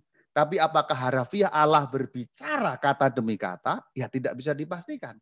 Itu kan cara bicara orang zaman kuno. Membuat suatu narasi sehingga bisa dipahami oleh orang zaman kuno. Kenapa? Begini, ini pakai ilmu yang rada sulit. Orang zaman kuno memang sastranya begitu. Tidak hanya Alkitab. Kitab-kitab zaman kuno yang menceritakan dewa-dewa itu selalu seperti itu. Jadi dewa ini berfirman begini. Maka orang beriman pun memakai pola narasi yang sama. Nah, itu pola narasi yang sama. Jadi jangan membayangkan bahwa dulu betul-betul Allah kata demi kata berkata-kata kepada word by word ngomong kepada Abraham seperti seakan-akan bertatap muka. Apakah mungkin seperti itu, Romo? Mungkin bisa terjadi karena orang zaman dulu memang diberi ya nabi, ya diberi wewenang yang berbeda dengan kita. Lalu kita zaman sekarang ada orang yang mengaku-ngaku Allah memberi. Nah, itu malah sangat bisa diragukan. Sangat bisa diragukan. Justru kalau Tuhan berbicara kepada kita itu kan tidak dengan kata-kata langsung, tetapi dengan pengalaman hidup yang kemudian kita punya keyakinan karena diteguhkan oleh rahmat yang namanya roh kebijaksanaan, sehingga kita tahu yang itu yang dikehendaki Tuhan. Jadi justru sebenarnya kata-kata Tuhan itu tidak harafiah kata demi kata, tetapi melalui pengalaman yang kita menyimpulkan dengan roh hikmat itu. Jadi kalau Anda mendengar Tuhan bicara kepada saya, alah itu ya omong rotok-rotok ngibul saya kira itu. Gitu. Iya, gitu loh. Ya, jadi Saya kita perluas sedikit ya Bu ya, saya perluas sedikit. Iya. Saya perluas sedikit untuk memberi gambaran. Nah, contoh begini, untuk pengalaman saya saja, saya masuk seminari lalu menjadi romo ya. Ini kan ketika saya sekarang menyimpulkan pengalaman saya dari zaman suaranya kecil. hilang ya Romo? Oh, suaranya hilang. Sebentar. Tes. Mungkin mikrofonnya Romo. Mikrofon saya ya. Halo. Terdengar? Nah. Halo. Ya, ini kedengaran Romo. Ya, silakan Romo. Ya, baik. Sampai mana? Oh ya, pengalaman saya ya. Saya masuk seminari kemudian menjadi romo ya. Kalau saya sekarang mengatakan, saya menulis dalam satu cerita, saya bisa atau saya sharing, saya mengatakan Tuhan berfirman kepada saya supaya saya melayani sebagai gembala umat. Tapi apakah Tuhan berfirman harafiah kata demi kata? Kan tidak. Itu adalah kesimpulan dari pengalaman saya dari kecil ya, terus sampai sekolah, sampai seminari. Kemudian saya sekarang menyimpulkan dari seluruh pengalaman itu, saya menyimpulkan Tuhan berfirman pada saya supaya saya menjadi gembala bagi umatnya. Nah, kalau saya menuliskan cerita itu, tanda petik menjadi Alkitab kan, lalu seperti itu. Tuhan berfirman, Bayu, kamu masuklah seminari menjadi gembala bagi umatku. Tapi itu kesimpulan, bukan harafiah kata demi kata. Itu sama dengan yang dialami dalam Alkitab. Begitu ya. Pemahaman mengenai tafsirannya harus ini ya, ngerti ya. Iya, baik Romo. Jadi kalau misalnya ada orang yang mengatakan saya betul-betul mendengar suara Tuhan, tadi pagi saya bangun Tuhan suruh saya ini, soundable, sungguhan itu justru kita harus discernment ya Romo ya. Ini apakah benar suara Tuhan atau suara yang lain ya Romo ya. Jadi begitu. Ya oke, pertanyaan selanjutnya Romo. Apakah sebutan Taurat Musa sama dengan Perjanjian Lama? Oh, sebutan Taurat Musa ya. Nah, Taurat Musa itu yang 5 kitab pertama dalam Perjanjian Lama.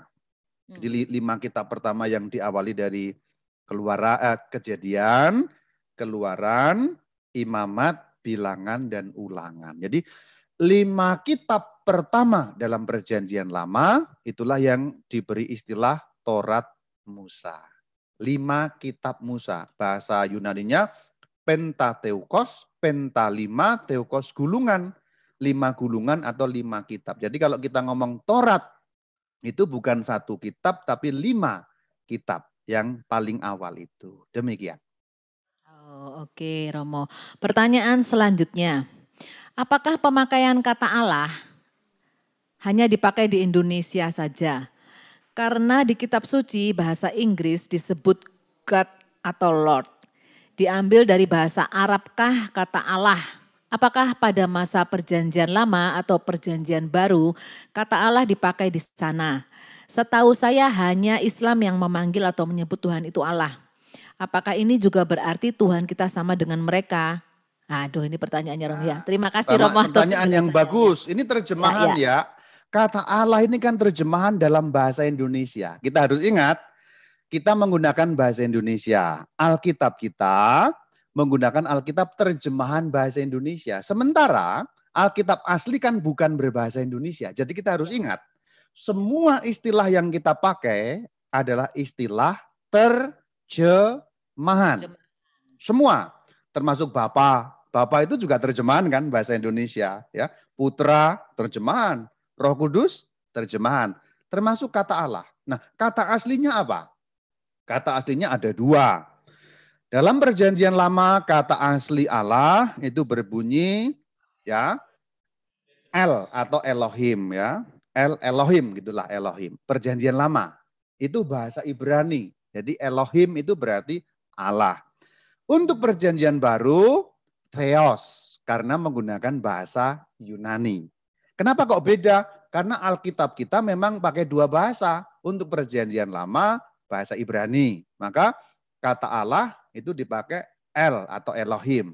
Perjanjian baru itu bahasa Yunani, maka pakai kata Theos. Nah, ketika Alkitab diterjemahkan kepada bahasa macam-macam itu, kata Allah aslinya Elohim dan Theos diterjemahkan sesuai dengan ucapan masing-masing. Karena di dalam bahasa Indonesia itu kita banyak pengaruh bahasa Arab. Bahasa Indonesia itu kan pengaruh bahasa Indonesia itu pengaruh yang kuat 3. Bahasa Indonesia itu pengaruh yang kuat 3. Aslinya kan Melayu ya, aslinya kan Melayu, itu aslinya. Tapi ada pengaruh 3 yang kuat, yaitu bahasa dari India. Kita banyak sekali, yaitu bahasa Sanskerta. Yang kedua bahasa dari Cungpo ya, bahasa Cina itu banyak sekali masuk ya, macam-macam itu. Becak itu termasuk juga ya, becak, lihai ya gitu-gitu ya, sampan macam-macam lah. Dan yang ketiga bahasa Arab. Karena kenapa? Karena migrasi bangsa-bangsa. Harap kita ingat, ini memang agak panjang lebar, tapi saya uraikan ya. Karena bahasa Indonesia itu ada pengaruh 3 bahasa kuat, India, Cina, dan Arab, maka sangat bisa dimaklumi bahwa bahasa kita ada pengaruhnya. Kata Allah itu pengaruh dari bahasa Arab, bukan agama Islam, tapi bahasa Arab. Nah, kita harus bedakan agama Islam dan bahasa Arab. Begini loh, bahasa Arab itu sudah ada sebelum Islam.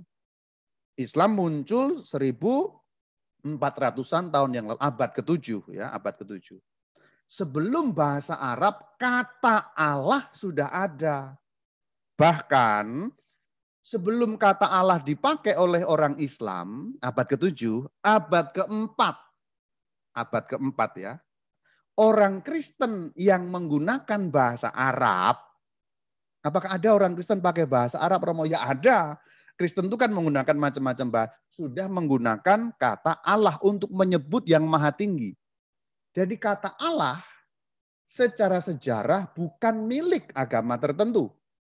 Itu milik umum karena kata dalam satu bahasa. Bukti, saya memberi bukti. Pamannya Muhammad, nabinya orang Islam ya, pamannya Muhammad itu bernama Abdullah.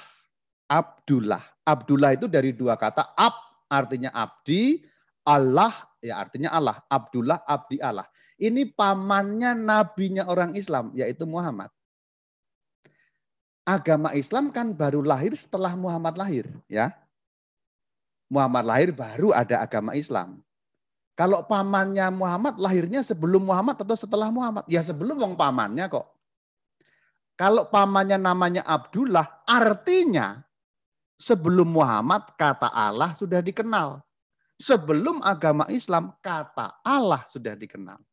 Jadi persoalan ini memang ruwet karena orang Indonesia biasa mencampurkan Islam dengan Arab. Itu dua hal yang terpisah. Arab itu suatu kebudayaan dan bahasa. Islam agama. Meskipun memang keduanya sangat erat karena memang kitab-kitab agama Islam ditulis dalam bahasa Arab. Itu seperti begini loh. Bahasa Latin. Bahasa Latin sudah ada sebelum agama Katolik kan gitu. Hanya memang keduanya menjadi sangat erat karena kitab-kitab agama Katolik, termasuk doa-doa dan liturginya ditulis dalam bahasa Latin.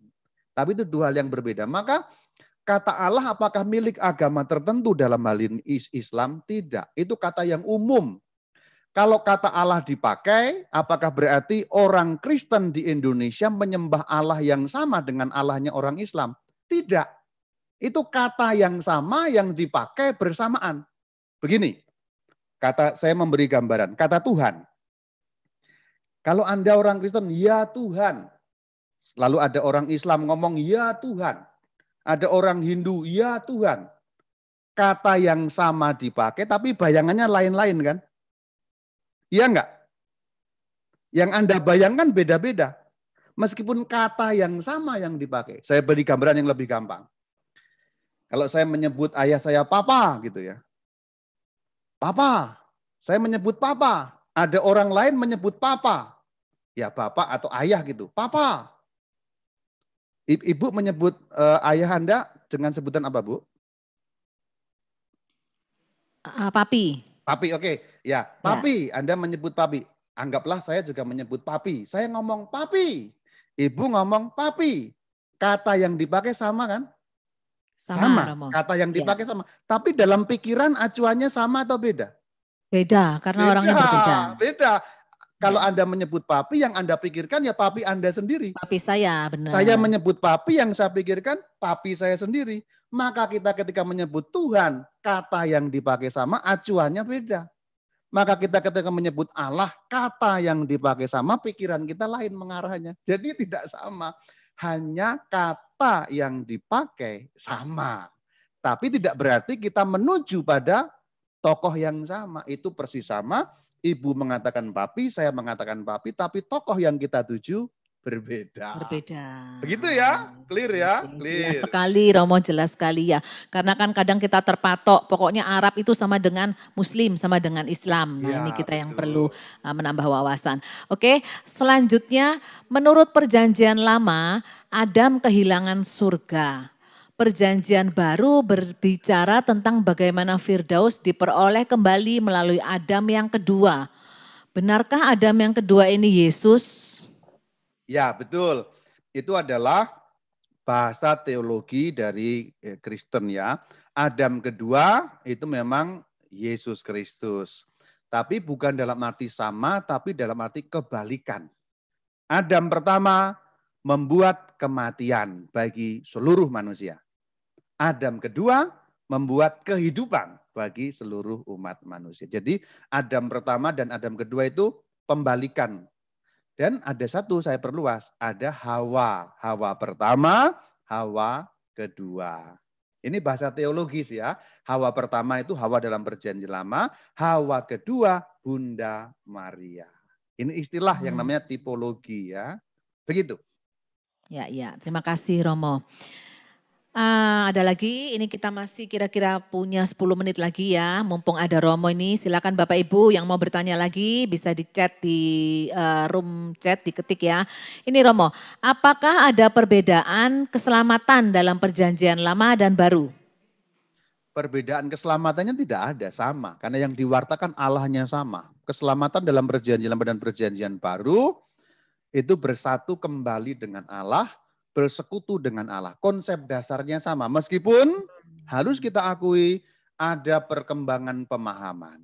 Justru karena wahyu Allah disampaikan bertahap-tahap. Begini, pengertian apapun dalam Alkitab tidak pernah satu kali disampaikan. Tapi bertahap-tahap. Pengertian mengenai Allah, pengertian mengenai surga.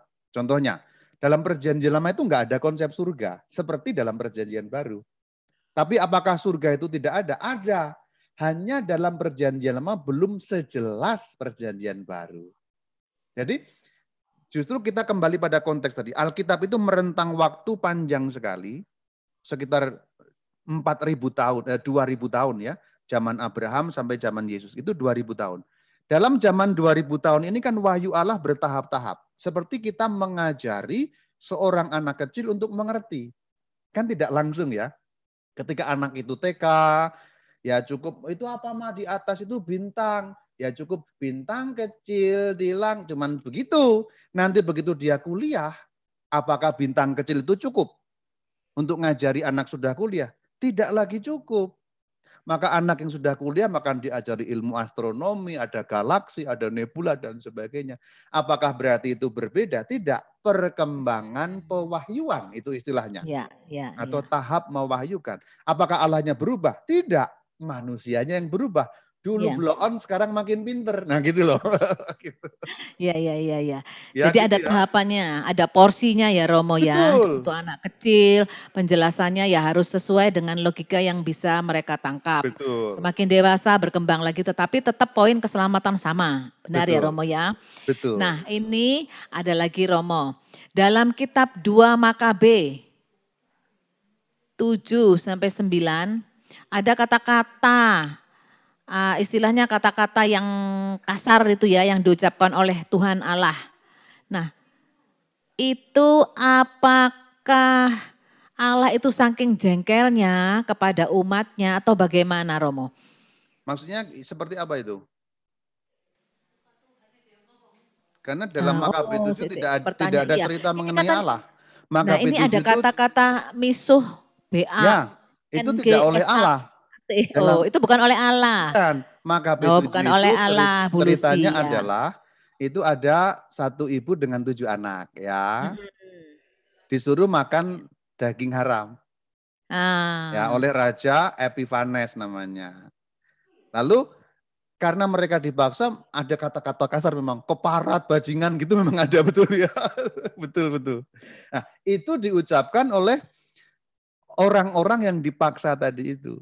Ini kan Alkitab itu kan kadang-kadang menggambarkan kehidupan manusia juga. Tidak seluruhnya kata-kata Allah kan. Ada kata-kata manusia juga. Ketika manusia dipaksa dengan pemaksaan yang begitu luar biasa, maka ya gampangnya kita memaklumi bahwa itu kemudian orang menjadi marah. Kemarahan yang luar biasa itu digambarkan dengan kata-kata kasar. Itu kan sebenarnya itu adegan permusuhan antara raja jahat yang bernama Antiochus Epiphanes dengan orang Yahudi, yaitu satu ibu dan 7 anak yang dipaksa untuk melakukan ya ritual kafir gitulah, untuk mengkhianati iman.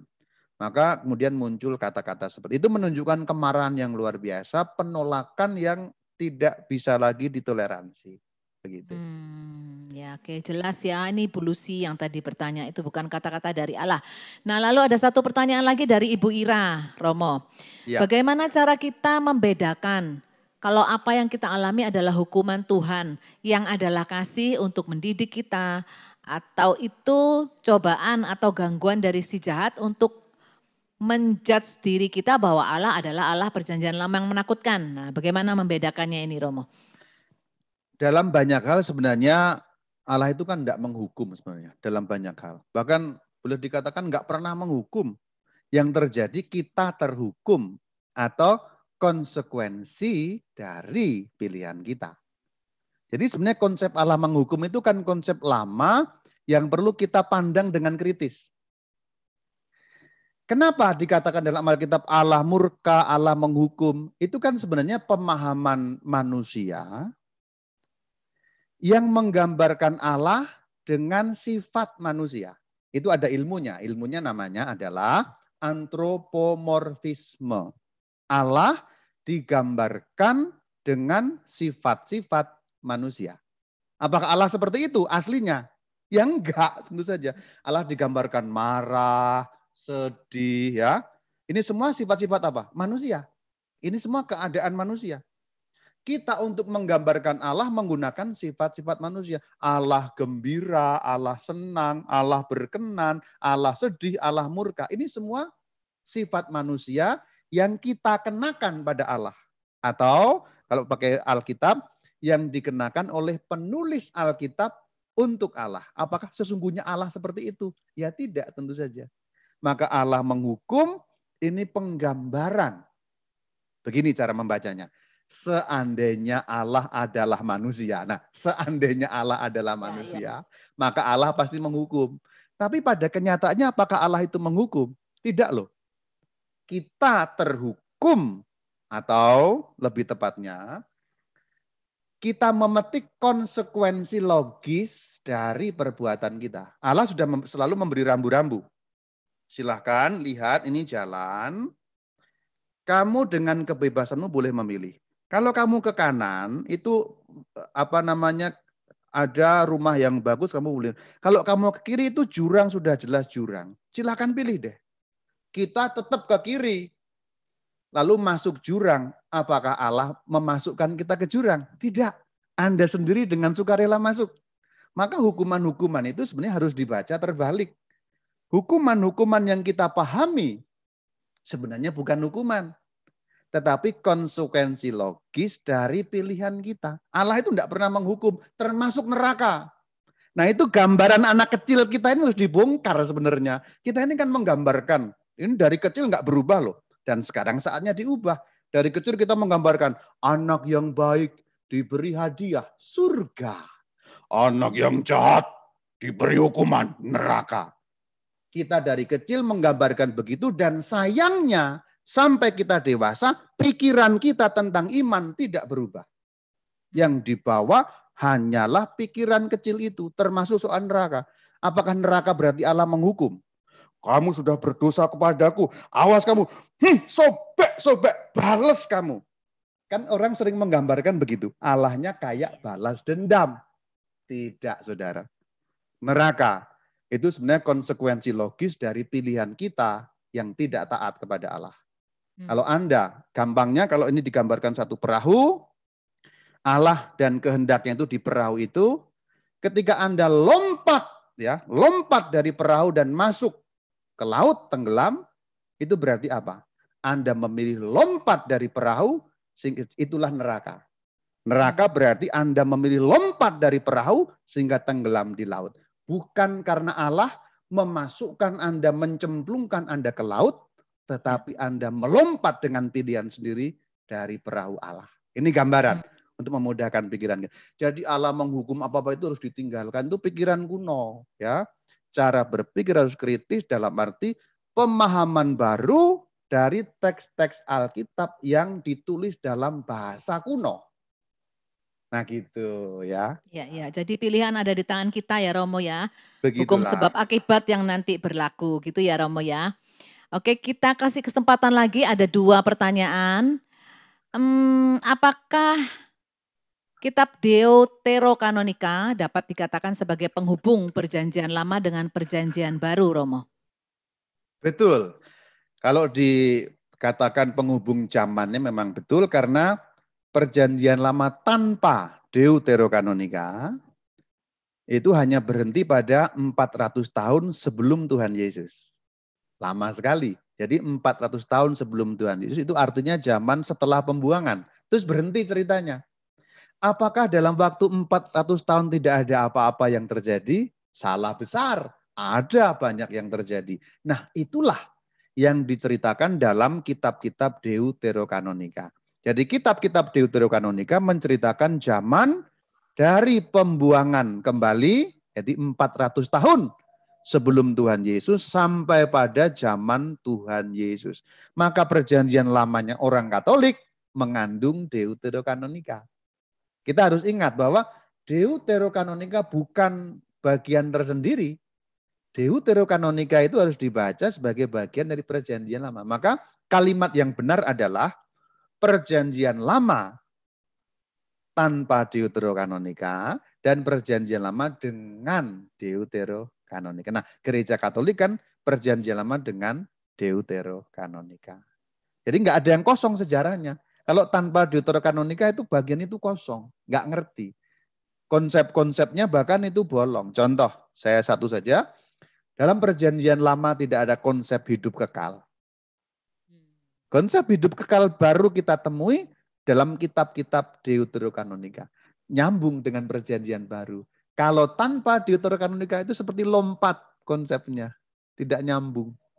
Itulah kenapa gereja memiliki Deuterokanonika. Karena memang kanonnya seperti itu. Gitu ya. Iya. Ya, jembatannya. Satu lagi ya Romo ya, ini terakhir pertanyaannya.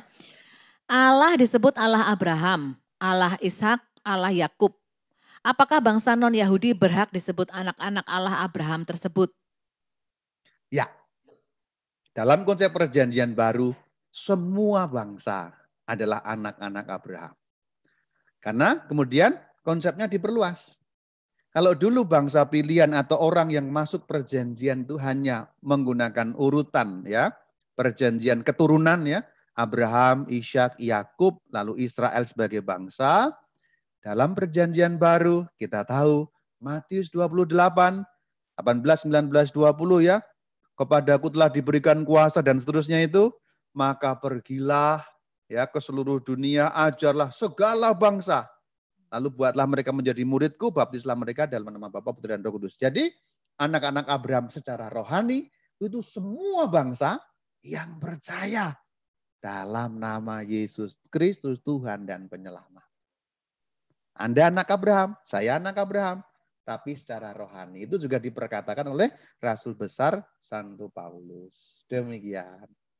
Oke, baik Romo. Ya, ini memperluas wawasan kita ya Bapak Ibu, jawaban-jawaban dari Romo. Nah, Romo tinggal dulu ya, jangan leave dulu karena nanti ada doa penutup dan mohon berkat dari Romo. Saya mau menginfokan beberapa pengumuman tentang PD Avila ya. Minggu depan, Sabtu 26 September 2022. 2020. Sabtu 26 September 2020. Tema yang akan kita angkat dalam seminar bedah kitab suci adalah hidup dalam firman Allah. Merepotkan? Bersama Romo Eko Wahyu OSC. Wih, teman saya nih. Oh, temannya Romo. Berarti Romo minggu depan hadir ya Romo ya? Atau nanti duet dengan Romo Eko. Ya, next pengumuman selanjutnya. Nah, kita sudah 1, 2, 3, 4, 3 kali PD ini ya. Terakhir seri yang seminar bedah kitab suci bersama Romo berakhir dengan Romo Eko Wahyu nanti tanggal 26 September. Ya, next. Nah Bapak Ibu, Avila mempunyai medsos ya. Ada Instagram PDPKK Santa Teresa Avila, bisa di follow. Apa saja isi dari Instagram PDPKK Santa Teresa Avila? Ada poster persekutuan doa, ada foto-foto kegiatan, ada juga cuplikan video kegiatan kita. Lalu ada Manila. Nah, apa itu Manila? Manila itu singkatan Bapak Ibu. Makin intim bersama Avila. Jadi kalau Bapak Ibu kepingin kenalan dengan pelayan-pelayan Avila. Atau mungkin Bapak Ibu rindu untuk melayani dan bergabung bersama kami. Bapak Ibu boleh klik Manila, nanti kita lihat pelayan-pelayan Avila ini siapa saja ya. Lalu kemudian aku tertarik untuk di pujian, nah bisa menghubungi siapa. Tertarik untuk sebagai tim doa, nanti bisa menghubungi siapa, begitu ya. Lalu ada lagi prayer box Avila. Nah prayer box Avila ini adalah setiap Jumat malam itu Bapak Ibu dapat mengetik ujub. Ya di situ kita sediakan box untuk kita saling mendoakan atau Bapak Ibu mungkin yang merasa gelisah, lagi galau, lagi butuh didoakan, silahkan mengetik ujub Bapak Ibu di prayer box Avila setiap Jumat malam. Bapak Ibu tidak usah khawatir, kerahasiaannya kita jamin ya. Nah, lalu kita juga ada link YouTube ya, silahkan di-subscribe. Apa saja isinya? Ada informasi tentang persekutuan doa, recording PD. Jadi seandainya Bapak Ibu ada halangan setiap Sabtu, mungkin ada satu waktu tidak bisa mengikuti PD hari Sabtu on the spot, Bapak Ibu bisa melihat recording kita. Ya, di situ juga ada 15 menit bersama Avila. Apa isi 15 menit bersama Avila? Pengajaran Bapak Ibu, baik oleh Romo ataupun oleh awam ya. Kalau kita mau belajar bersama-sama, kita bisa lihat 15 menit bersama Afila. Next. Nah, Bapak Ibu, kita semua di sini diberkati, amin. Berapapun berkat yang kita terima, Tuhan sudah memerintahkan kepada kita, berkatilah saudara-saudaramu. Jadi Bapak Ibu, mari kalau Bapak Ibu rindu untuk memberikan persembahan kasih untuk pelayanan kami di PDPKK Santa Teresa Avila, Paroki Santa Yakobus Surabaya, Bapak Ibu dapat transfer ke nomor rekening berikut. BCA nomor rekeningnya 829 071 4100 atas nama Pelusi Damayanti Susilo. Kita yakin Tuhan Yesus memberkati kita semua lebih berlimpah lagi. Amin. Next. Nah, Sobat Avila terkasih, bagi Sobat Avila, Bapak Ibu Saudara yang berulang tahun antara tanggal 13 sampai 19 September, boleh meletakkan tangannya di depan layar laptop atau layar HP Bapak Ibu. Ya, kita semua yang ada di sini mau mendoakan. Silahkan Bapak Ibu yang ulang tahun antara tanggal 13 sampai 19 September. Silahkan Romo bisa mendoakan bagi teman-teman kita yang berulang tahun. Marilah kita berdoa. Kyrie, Kyrie eleison, Kyrie, Kyrie eleison, Kyrie, Kyrie eleison, Kyrie, Kyrie eleison. Ya Kristus, kami mohon berkat-Mu bagi hamba-hamba-Mu yang merayakan ulang tahunnya. Kami mohon berkatilah mereka dengan berkat kesehatan, berkat perlindungan. Kyrie, Kyrie eleison, Kyrie, Kyrie eleison. Ya Kristus, berkatilah hamba-hamba-Mu dengan berkat kesejahteraan jasmani dan rohani. Kyrie, Kyrie eleison, Kyrie, Kyrie eleison. Ya Kristus, berkatilah hamba-hamba-Mu dengan berkat pertumbuhan iman dan karunia roh hikmat yang berasal dari-Mu. Kyrie, Kyrie eleison, Kyrie, Kyrie eleison. Kiranya berkat Allah melimpahi saudara-saudari, terutama yang berulang tahun, turun kepada saudara-saudari berkatnya melintasi ruang dan waktu, berkat kesehatan, perlindungan, kesejahteraan jasmani dan rohani, pertumbuhan iman. Dalam nama Bapa dan Putra dan Roh Kudus. Amin. Terima kasih Romo. Sebentar kita mau foto bersama Romo ya. Silakan teman-teman dibantu untuk pengambilan fotonya. Buka semua videonya. Ya, mumpung ada Romo loh, rugi kalau nggak foto bersama Romo ini. Nah, tolong dibuka semua yang hitam itu, mana wajah-wajahnya. Kita mau foto bersama Romo, silakan. Saya udah dibuka tetap hitam, Ibu. Nah, itu kalau itu dari sononya Romo, enggak apa-apa Romo. Silahkan Bapak Ibu, yuk kita berikan senyum termanis loh. Romo aja buka loh dari tadi yuk. Bu Yasa, Bu Muji silahkan. Dihitung ya, kita hitung ya. Silahkan diambil gambarnya, 1, ada 5 layar ini ya, Felix bener ya. 1, nah, oke. Layar kedua silakan dibuka Bapak Ibu biar full. Nah, ini bagus sekali ini wajahnya kelihatan semua. Silakan layar ketiga, oke, ya. Layar keempat, waduh ini kok banyak hitamnya Lik ini Lik. Layar kelima, oke, terima kasih Bapak Ibu.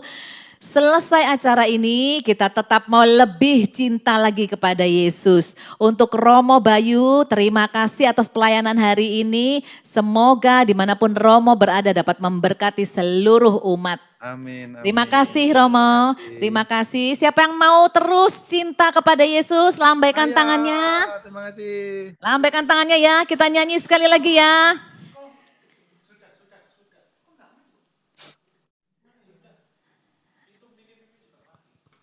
Oke, Bapak Ibu. Siapa yang mau cinta Yesus? Sialang.